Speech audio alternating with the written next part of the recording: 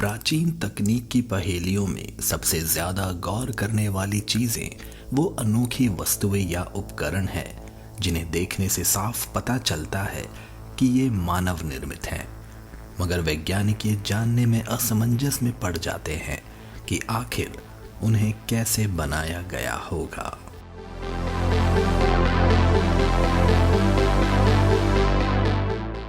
ऐसे ही रहस्यमय उपकरणों में से एक मशहूर मिशेल हेजेस क्रिस्टल खोपड़ी है, जिसे लुबांतुन के प्राचीन शहर के खंडहरों से प्राप्त किया गया था।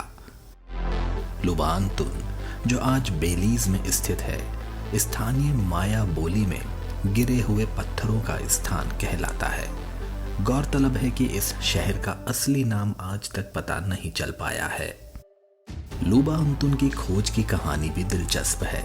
पिछली सदी के अंत में पंटागोडा के पास स्थित टोलेडो बस्ती के रहवासियों ने सबसे पहले इस शहर के बारे में ब्रिटिश औपनिवेशिक सरकार को सूचित किया था। इसके बाद 1903 में कॉलोनी के गवर्नर ने थॉमस गैन को इस जगह की जांच के लिए नियुक्त किया। गैन ने वहां आसपास पाए जाने वाले मुख्य ढांचों की गहन खोजबीन और खुदाई की। उन्होंने अपने अध्ययन के आधार पर यह निष्कर्ष निकाला कि इस स्थान पर रहने वाली आबादी काफी विशाल रही होगी। उनकी रिपोर्ट 1904 में इंग्लैंड में प्रकाशित हुई थी।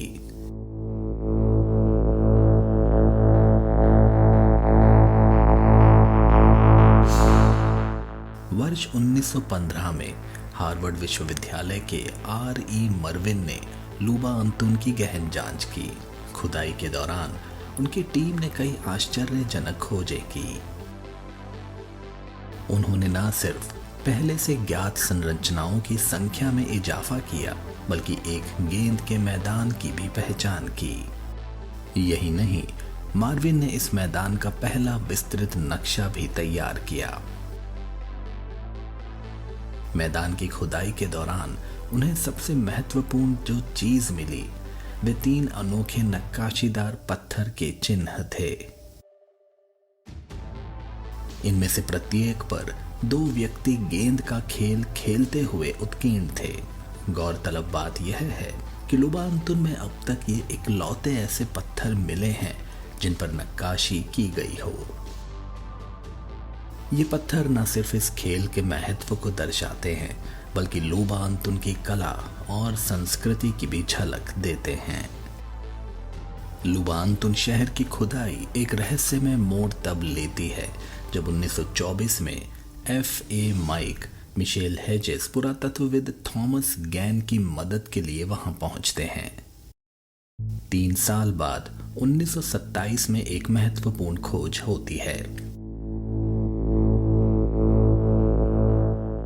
खुदाई के दौरान मिशेल हेजेस की दत्तक पुत्री अन्ना को एक सनसनीखेज वस्तु मिलती है, और वह है एक आदमकद क्रिस्टल खोपड़ी उनके 17वें जन्मदिन पर।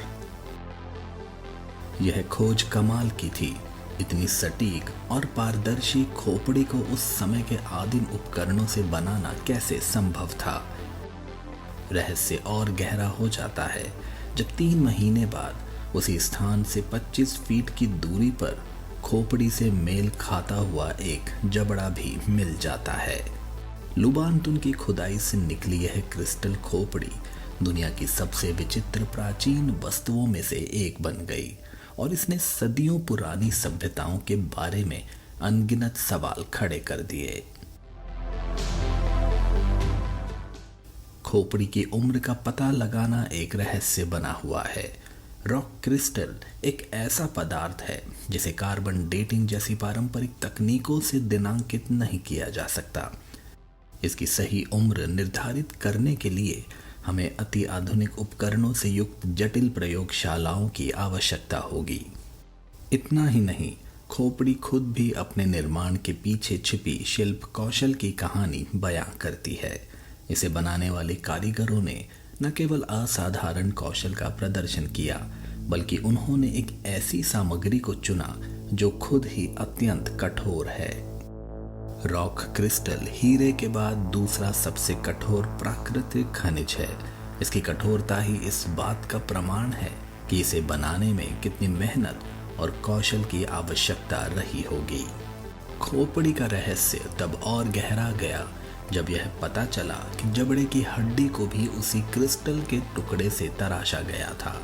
दोनों टुकड़ों को जोड़ने पर खोपड़ी जबड़े की हड्डी के आधार पर हिलती थी और ऐसा लगता था जैसे खोपड़ी अपना मुंह खोलकर और बंद करके बात कर रही हो। इस विचित्र संरचना के चलते पुजारियों द्वारा इस खोपड़ी को संभावित रूप से मंदिर के ज्योतिष के तौर पर इस्तेमाल किया जा सकता था। खोपड़ी के रहस्य यहीं खत्म नहीं होते। कुछ विद्वानों का ये भी कहना है कि कभी कभी यह दूधिया सफेद हो जाती है। वहीं दूसरी ओर कुछ दावा करते हैं कि खोपड़ी कभी कभी प्रकाश की एक अलौकिक आभा उत्सर्जित करती है।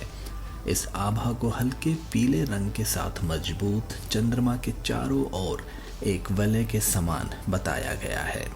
ये अविश्वसनीय गुण चाहे सच हो या मात्र किंवदंती, खोपड़ी के इर्द गिर्द एक गहरे रहस्य का वातावरण बनाते हैं।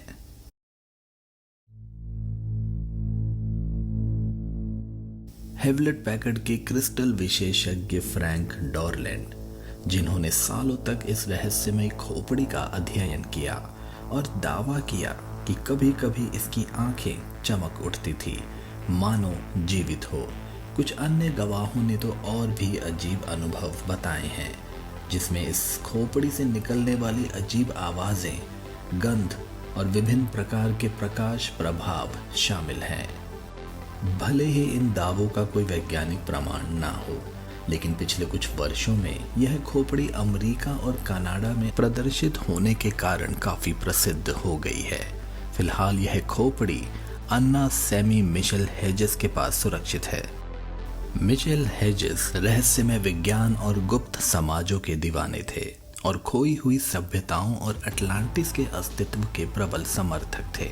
अपनी यात्रा के दौरान वह अंततः लुबानतुर पहुंचे और वही 1927 में विवादों से घिरी परिस्थितियों में उन्होंने यह कुख्यात क्रिस्टल को खोजा। इतिहास की किताबें हमें विश्वास दिलाती हैं कि प्राचीन सभ्यताएं भी आज की सभ्यताओं की तरह ही हुआ करती थीं। फिर भी इन सभ्यताओं द्वारा निर्मित वस्तुओं को देखकर यह दावा संदिग्ध नजर आता है।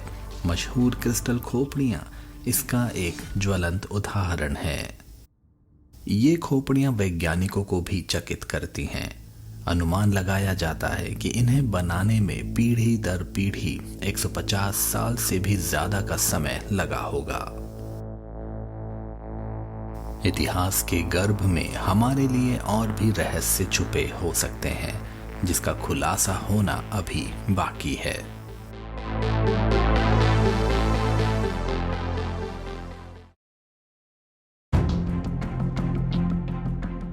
सदियों से माया सभ्यता अपने भव्य पिरामिडों, जटिल कैलेंडर और अपनी भाषा के लिए जानी जाती है, लेकिन उसके रहस्य यही खत्म नहीं होते और इन्हीं में से एक रहस्य है ये विचित्र खोपड़ी, जिसकी उम्र कम से कम 3600 साल है। किंवदंतियों के अनुसार इसका इस्तेमाल माया के तांत्रिक अनुष्ठानों में किया जाता था और ऐसा भी कहा जाता है कि जब वो इस खोपड़ी की मदद से किसी की मृत्यु की कामना करते थे तो वह व्यक्ति असामान्य रूप से मर जाता था। इस खोपड़ी को सभी बुराइयों का साकार रूप माना जाता है, लेकिन क्या यह सच है या फिर यह खोपड़ी किसी अज्ञात बीमारी या जहर से जुड़ी हुई है जो उस समय के लोगों को समझ में नहीं आता था। आज भी यह खोपड़ी दुनिया भर के दर्शकों को चकित करती है।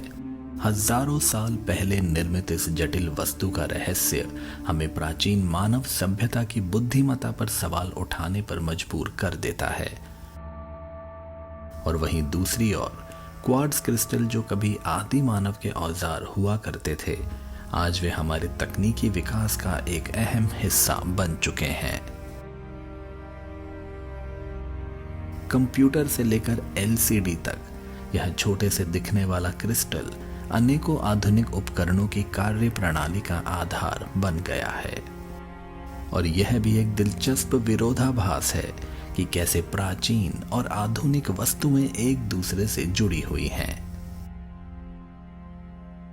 प्राचीन तकनीक का इतिहास पहेलियों से भरा पड़ा है।